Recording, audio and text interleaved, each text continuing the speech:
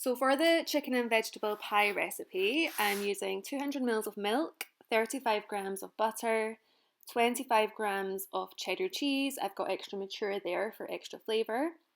500 grams of peeled potatoes, some salt and pepper, 5 ml of vegetable oil, 25 grams of plain flour.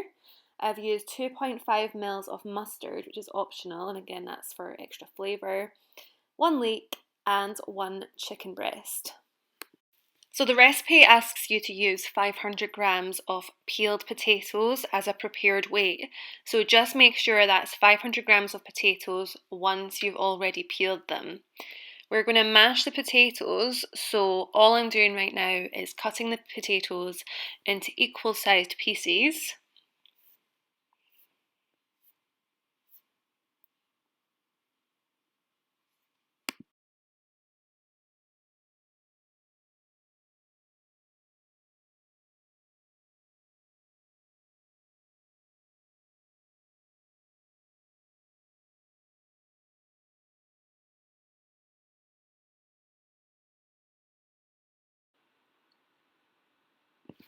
I'm then going to add the potatoes to a pot, add some salt for flavour, and then fill the pot with cold water before bringing it to the boil.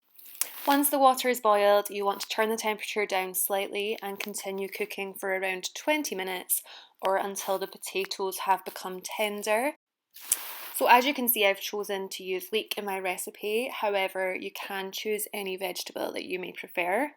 These are trimmed leeks, so I'm not cutting too much from the top and bottom.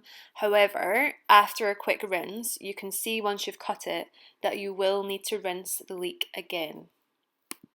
So due to the size of this leek, I'm actually going to cut it in half and then in half again, so I'll have quarters, just to make it more manageable. Once I've sliced it, all the sliced leek will go into a sieve and I will rinse it again. Depending on what ingredients you have at home, a combination of ingredients could also be a good idea. For example, mushrooms would go well with leeks, or you could use peas and sweet corn together too.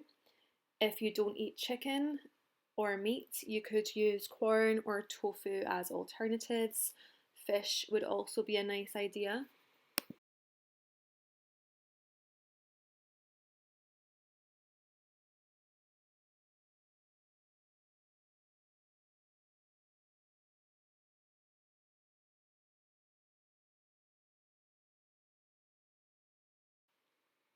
And like I said before, if you are using leek, just remember to give it that additional rinse. At this point, grate your 25 grams of cheddar cheese. So I'm using 1 chicken breast and I'm going to cut it into equal sized pieces, and we're doing that so they cook evenly. You also don't want to have huge chunks of chicken in a pie. It's better that they are bite-sized pieces.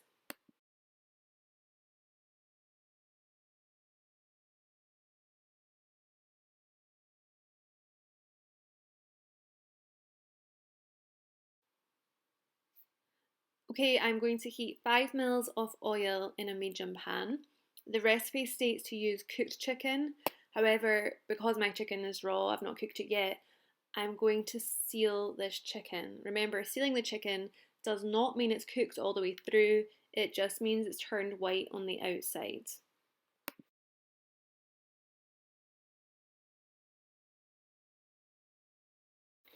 So ensure your chicken looks like this.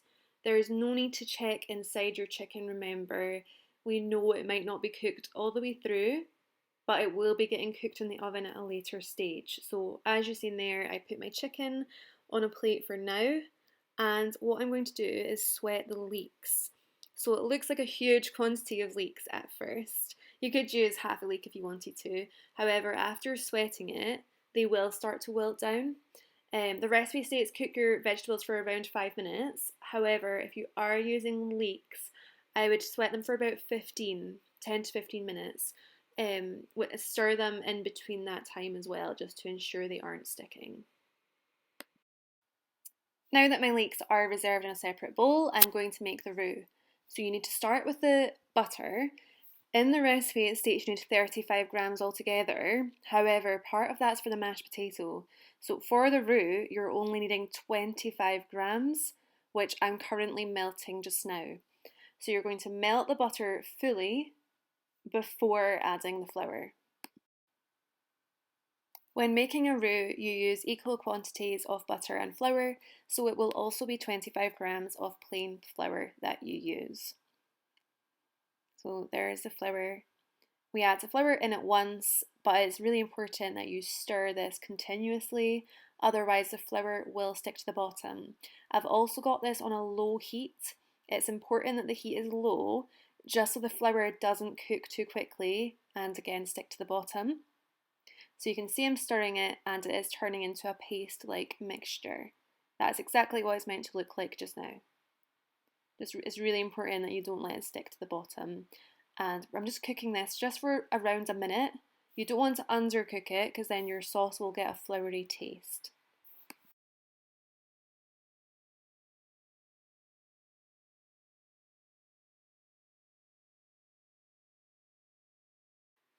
You're now going to add in your milk. Your milk should be added in gradually, and again, you're keeping this same heat, so a low heat.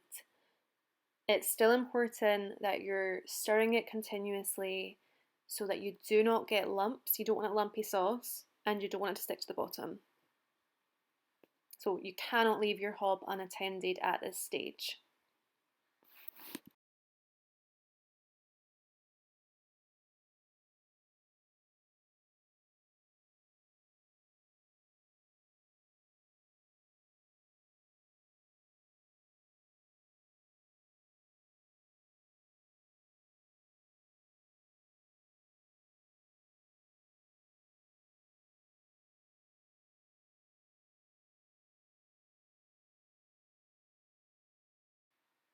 If your sauce looks lumpy and you have a balloon whisk at home, you can use this to stir your sauce, whisk it through to get rid of any lumps.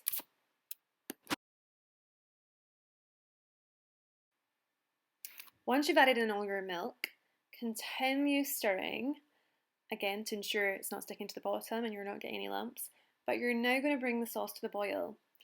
Continuously stir. Once it reaches the boil, turn the heat to low and simmer. You're going to simmer until it looks how it does now, a smooth, thick sauce which coats the spoon. This part is totally optional, but when I'm making a white sauce, I do like to add mustard. As you can see, it has such a vibrant colour. It also has a strong flavour, so in my opinion, I think it will make your sauce more appealing. Either way, you should taste your sauce, and if you feel like it needs more seasoning from salt or pepper, then you could add both or either, depending on your taste. So at this stage, you should be checking your potatoes for readiness. Remember, you're making sure that they are soft. You're going to drain them and add them back into the pan. That is really just to make sure there's no moisture left in there, there's no more water, you're drying them out. You're then going to add in the remaining butter, so that is 10 grams, remember. So add your butter in and continue mashing until smooth.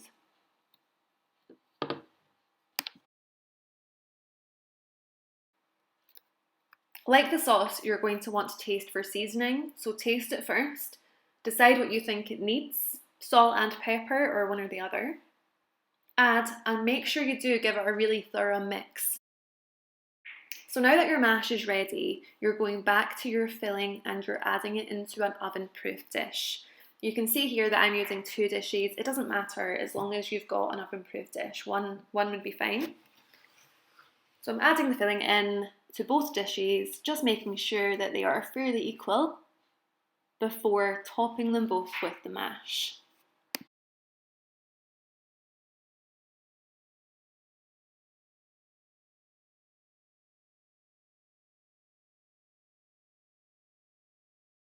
As you can see, I'm using a spatula to scrape all the mash out of the pan to make sure I'm getting it all out, and then I'll smooth it out on top of the filling.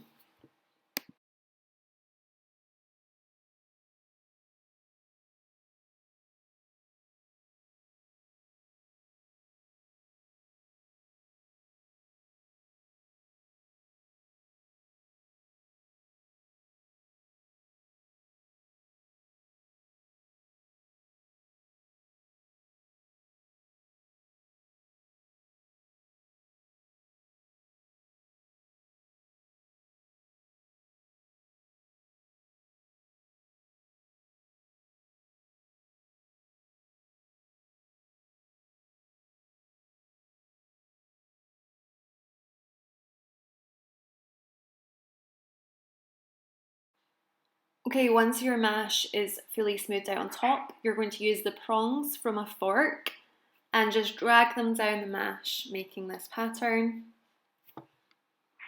In this case, it doesn't matter how neat it is because we are going to add the cheddar cheese on top.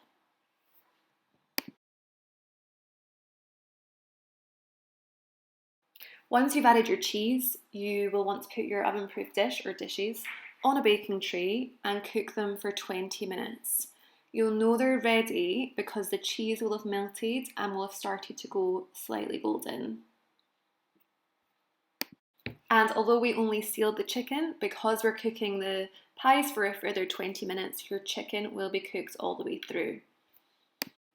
So as you can see, the tops of the pies have turned golden brown. I've also chosen to garnish with chopped parsley, which I've placed in the centre of each pie. And I chose to serve my pies with asparagus and carrots.